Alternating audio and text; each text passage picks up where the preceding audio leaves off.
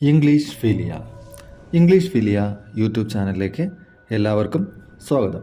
Kerala PSC എക്സാമിന് തയ്യാറെടുക്കുന്നവർക്കായി English grammar കംപ്ലീറ്റായി പഠിപ്പിക്കുന്ന YouTube video സീരീസിലെ 31ാമത്തെ വീഡിയോയിലേക്ക് എല്ലാവർക്കും സ്വാഗതം. ഇന്ന് നമ്മൾ പഠിക്കാൻ പോകുന്നത് used to, need and dare. നമ്മളിപ്പം മോഡൽ ഓക്സിലറീസ് പഠിച്ചുകൊണ്ടിരിക്കുകയാണ് അല്ലേ. നമ്മൾ വിൽ, വുഡ്, ഷാൽ, ഷുഡ് പഠിച്ചു. എന്നിട്ട് ക്യാൻ, കുഡ്, മേ, മൈറ്റ് പഠിച്ചു. അത് കഴിഞ്ഞിട്ട് മസ്റ്റ്, ഓട്ട് ടു, ഇത്രയും കാര്യങ്ങൾ നമ്മൾ പഠിച്ചു. ഇനി നമ്മൾ used to, need and dare ഇത്രയും പഠിച്ചു കഴിയുമ്പോഴത്തേന് നമ്മുടെ മോഡൽ ഓക്സിലറീസ് കംപ്ലീറ്റ് ആയിട്ട് തീരും. ക്ലിയർ ആണോ? നോക്കൂ. Used to expresses a discontinued habit. അതായത് യൂസ്ഡ് ടു ഒരു ഡിസ്കണ്ടിന്യൂഡ് ഹാബിറ്റിനെ നമ്മൾ ഹബിച്വൽ ആക്ഷൻ എന്ന് പറയത്തില്ല, സ്ഥിരമായിട്ട് ചെയ്യുന്ന കാര്യം നമ്മൾ നിർത്തി. പണ്ട് നമ്മൾ അല്ലെങ്കിൽ പാസ്റ്റിൽ നമ്മൾ സ്ഥിരമായിട്ട് ചെയ്തുകൊണ്ടിരിക്കുന്ന കാര്യം നിർത്തി ഇപ്പം ചെയ്യുന്നില്ല എങ്കിൽ നമ്മൾ ആ കാര്യങ്ങൾ പറയാൻ വേണ്ടിയിട്ട് നമ്മൾ യൂസ്ഡ് ടു ഉപയോഗിക്കും. നമ്മൾ പഠിച്ചിട്ടില്ലേ, സിമ്പിൾ പ്രസൻറ്റ് നമ്മൾ ഹബിച്വൽ ആക്ഷൻ പറയാൻ വേണ്ടിയിട്ട് ഉപയോഗിക്കുന്നു. ഇപ്പം I play cricket every day എന്ന് വേണമെങ്കിൽ പറയാം. അതായത് ഹബിച്വൽ ആക്ഷൻ, ഞാൻ എന്നും ക്രിക്കറ്റ് കളിക്കും. ഇൻ ദ ഈവനിങ് എന്ന് പറയാം, എവറി ഡേ ഈവനിങ് എന്ന് പറയാം, എപ്പോൾ എങ്ങനെ വേണമെങ്കിലും പറയാം. അപ്പോൾ എന്നും കളിക്കുന്ന കാര്യം അതിപ്പോഴും കളിക്കുന്നു എന്നാണ് അർത്ഥം. അതിന് നമ്മൾ I used to play cricket എന്ന് പറഞ്ഞാൽ അതിനർത്ഥം ഞാൻ ക്രിക്കറ്റ് കളിക്കുമായിരുന്നു, ഇപ്പോൾ കളിക്കുന്നില്ല എന്നാണ് അർത്ഥം. ക്ലിയർ ആണോ? ക്ലിയർ ആണെന്ന് വിശ്വസിക്കുന്നു. എക്സാമ്പിൾസ് നോക്കൂ. I used to study for Kerala PSC examinations. Kerala PSC നോക്കൂ. I used to study for Kerala PSC.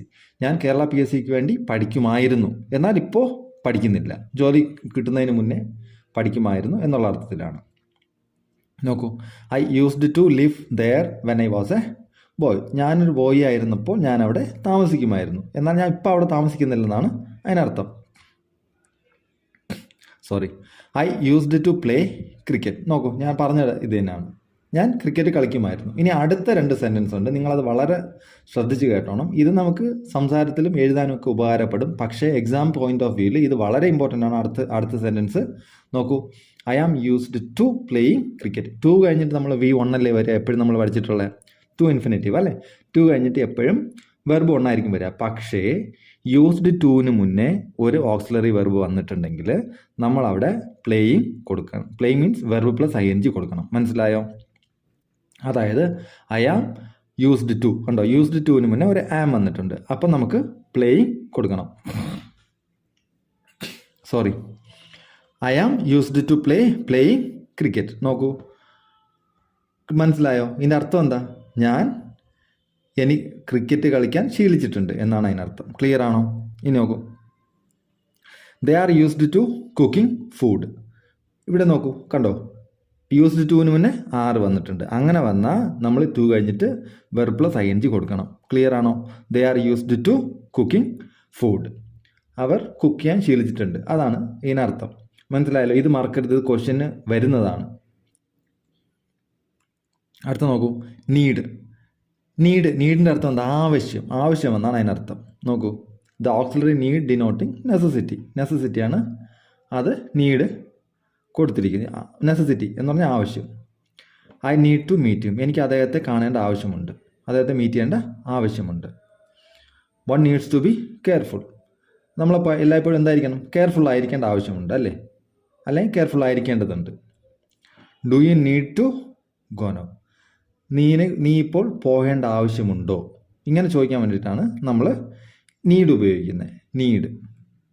Need I speak to him. ഞാൻ അയാളോട് സംസാരിക്കേണ്ട ആവശ്യമുണ്ടോ? ഇപ്പോൾ എന്തെങ്കിലും നമ്മളൊരു കാര്യം പറയുമ്പോൾ നമ്മൾ അദ്ദേഹത്തോട് സംസാരിക്കേണ്ട കാര്യമുണ്ടോ, ആവശ്യമുണ്ടോ? അല്ലെങ്കിൽ നമ്മൾ തന്നെ സംസാരിക്കാതെ തന്നെ നടക്കില്ലേ എന്നുള്ള രീതിയിലൊക്കെ ചോദിക്കുമ്പോൾ need I speak to him എന്ന് നമുക്ക് ചോദിക്കാൻ പറ്റും. ഞാൻ അദ്ദേഹത്തോട് സംസാരിക്കേണ്ട ആവശ്യം ഉണ്ടോ? നോക്കൂ. ഇനി need can be used as auxiliary and main verb. Need നമ്മളിപ്പം അർത്ഥം പഠിച്ചു അല്ലേ. ഇനി need can be used as auxiliary and main verb. Main വെർബായിട്ടും ഓക്സിലറി ആയിട്ടും നമുക്ക് നീഡിനെ ഉപയോഗിക്കാൻ പറ്റും. നോക്കൂ, നമ്മൾ ആസ് ഓക്സിലറി ആയിട്ട് ഉപയോഗിക്കാം. ഓക്സിലറി ആയിട്ട് എപ്പോഴൊക്കെ ഉപയോഗിക്കാം? ഈ നെഗറ്റീവ് സെൻറ്റൻസിലും ഇൻറ്ററോഗേറ്റീവ് സെൻറ്റൻസിലും നമുക്ക് ഇതിനെ ഓക്സിലറി ആയിട്ട് ഉപയോഗിക്കാം. ഒപ്പം തന്നെ in sentences that contain semi negative words. Semi negative എന്ന് പറഞ്ഞാൽ നെഗറ്റീവ് തന്നെയാണ്. Negative word scarcely and hardly അല്ലെങ്കിൽ സെൽഡം എന്ന് പറയില്ലേ, അങ്ങനത്തെ വേർഡ്സ് വരുമ്പം നമുക്ക് ഓക്സിലറി ആയിട്ട് ഇത് ഉപയോഗിക്കാം. ഐ നീഡ് നോട്ട് ഗോ, നമ്മൾ അല്ലെങ്കിൽ എന്താ പറയുക, ഐ ഡു നോട്ട് ഗോ എന്നല്ലേ പറയാം. ഐ ഡു എന്ന് പറഞ്ഞാൽ എന്താ, ഓക്സിലറി അല്ലേ. അപ്പോൾ ഇവിടെ ഡൂവിന് വരെ നീഡ് കൊടുത്തു, അപ്പം ഐ നീഡ് നോട്ട് ഗോ എന്ന് പറഞ്ഞാൽ കഴിഞ്ഞു. അപ്പം നീഡ് എന്ന് പറഞ്ഞാൽ ഓക്സിലറി ആണ്. ക്ലിയർ ആണല്ലോ. Need I write to him, ഞാൻ അദ്ദേഹത്തിന് എഴുതേണ്ടതുണ്ടോ. നീഡ് കണ്ടോ, do I write to him എന്നല്ലേ നമ്മൾ പഠിച്ചിട്ടുള്ളത്. ക്വസ്റ്റ്യൻസ് നമ്മൾ പഠിച്ചിട്ടുണ്ടല്ലേ. അതിനകത്ത് നമ്മൾ എന്താ പഠിച്ചത്, ആദ്യം ഓക്സിലറി വരണം. അപ്പം ഇത് ആദ്യം വന്നതുകൊണ്ട് നമുക്കിത് ഓക്സിലറി ആയിട്ട് നമുക്ക് ആദ്യം ഉപയോഗിക്കാൻ പറ്റും. ഇത് ഓക്സിലറി ആയിട്ട് ഉപയോഗിക്കാൻ പറ്റില്ലെങ്കിൽ നീഡിനെ നമുക്ക് ആദ്യം എഴുതാൻ പറ്റത്തില്ലായിരുന്നു. അപ്പം നമ്മൾ എന്ത് എഴുതേണ്ടി വരും, ഡു ഐ നീഡ് എന്ന് എഴുതേണ്ടി വരും. മനസ്സിലായോ? എനിക്ക് മൊത്തത്തിൽ മാറും. അങ്ങനെ എഴുതാൻ പറ്റും, അത് വേറെ രീതിയാണ്. ഇത് നോക്കൂ, ഇത് ഓക്സിലറി ആയിട്ട് നമുക്ക് എഴുതാൻ പറ്റുന്നതുകൊണ്ട് need I write to him. മനസ്സിലായോ? I need hardly take his help. ഇവിടെ നോക്കൂ, hardly take, I need hardly take his help. Clear ആണല്ലോ? ക്ലിയർ ആണെന്ന് വിശ്വസിക്കുന്നു. ഇനി ആസ് മെയിൻ വെർബായിട്ട് ഉപയോഗിക്കുന്നു. Need has 3 forms. നമുക്ക് മെയിൻ വെർബ് എന്ന് നമുക്ക് പറഞ്ഞാൽ തന്നെ അറിയാം അല്ലേ, 3 ഫോംസ് ഉണ്ടാവും. ഒന്നെന്താ, നീഡ്, നീഡ്, നീഡ്. ഇവിടെ ഞാൻ നീഡ്സും കൂടെ കൊടുത്തിട്ട് എന്താ, തേർഡ് പേഴ്സൺ സിംഗുലർ ആണെങ്കിൽ നീഡ്സ് വരും. അത് നമുക്ക് അറിയാം. ക്ലിയർ ആണല്ലോ? പിന്നെ need is followed by to infinitive. എന്നിട്ട് നമുക്കെന്താ, ടു ഇൻഫിനിറ്റീവേ നീഡ് കഴിഞ്ഞ് വരത്തുള്ളൂ. എന്ന് പറഞ്ഞാൽ നീഡ് കഴിഞ്ഞിട്ട് വെർബ് വരുവാണെങ്കിൽ ടു ചേർത്തിട്ടുള്ള വെർബേ വരുള്ളൂ. ടു കഴിഞ്ഞിട്ട് V1 വരത്തുള്ളൂ. ഇത്രയും നിങ്ങൾ പഠിച്ചാൽ മതി. Do you need to go now, കണ്ടോ, ഡു യു നീഡ് എന്ന് വന്നപ്പം ഇവിടെ ടു ഗോ നൗ ആയി. കണ്ടോ, do you need to need you go now എന്ന് ചോദിച്ചാലും കറക്റ്റാണ് ഒരു പരിധി വരെ. Do you need to go now എന്ന് ചോദിച്ചാലും കറക്റ്റാണ്. പക്ഷേ ഡു യു നീഡ് എന്ന് പറഞ്ഞാൽ ടു ഗോ എന്ന് വരണം. മറ്റ് നീഡ് യു ഗോ നൗ എന്ന് വേണമെങ്കിലും ചോദിക്കാം. നിങ്ങൾ പോകേണ്ട ആവശ്യമുണ്ടോ എന്ന് ചോദിക്കാം. അപ്പം നമുക്ക് ടു വേണ്ട. ഇതിനെ മെയിൻ വെർബായിട്ട് ഉപയോഗിക്കുമ്പോൾ അതാണ് മെയിൻ വെർബിൻ്റെയും ഓക്സിലറി വെർബിൻ്റെയും വ്യത്യാസം. നീഡ് ആദ്യം കൊടുത്ത് ഓക്സിലറി ആയിട്ട് കൊടുക്കുമ്പോൾ നമുക്ക് auxiliary need you go now എന്ന് ചോദിക്കാം. പക്ഷേ നീഡ് മെയിൻ വെർബായിട്ട് ഉപയോഗിക്കുകയാണെങ്കിൽ അതിന് ശേഷം വരുന്ന വെർബിന് മുന്നേ ടു ചേർത്തിട്ട് V1 തന്നെ എടുക്കണം. ക്ലിയർ ആണല്ലോ? Do you need to go now, ഇത്രയേ ഉള്ളൂ. നിങ്ങൾ പോകേണ്ട ആവശ്യമുണ്ടോ, I don't need to meet him, എനിക്ക് അദ്ദേഹത്തെ മീറ്റ് ചെയ്യേണ്ട ആവശ്യമില്ല. വേണ്ടോ, നീഡ് നോട്ട് എഴുതിയാലും നമുക്ക് കറക്റ്റ് ആയിരുന്നു. പക്ഷേ നമ്മൾ ഓക്സിലറി എടുത്തതുകൊണ്ട് ഇത് മെയിൻ വെർബായിട്ട് എടുക്കും. അപ്പം ഇത് മെയിൻ വെർബാണ്. I do not need to meet him. Clear ആവുന്നുണ്ടോ? ക്ലിയർ ആവുന്നുണ്ടോ വിശ്വസിക്കുന്നു. ഇത് മെയിൻ വെർബായിട്ടാണ് ഇവിടെ കൊടുത്തിരിക്കുന്നത്. മെയിൻ വെർബായിട്ട് വന്നാൽ നമ്മൾ ടു മീറ്റ് വരണം എന്ന് നമ്മൾ പഠിച്ചു.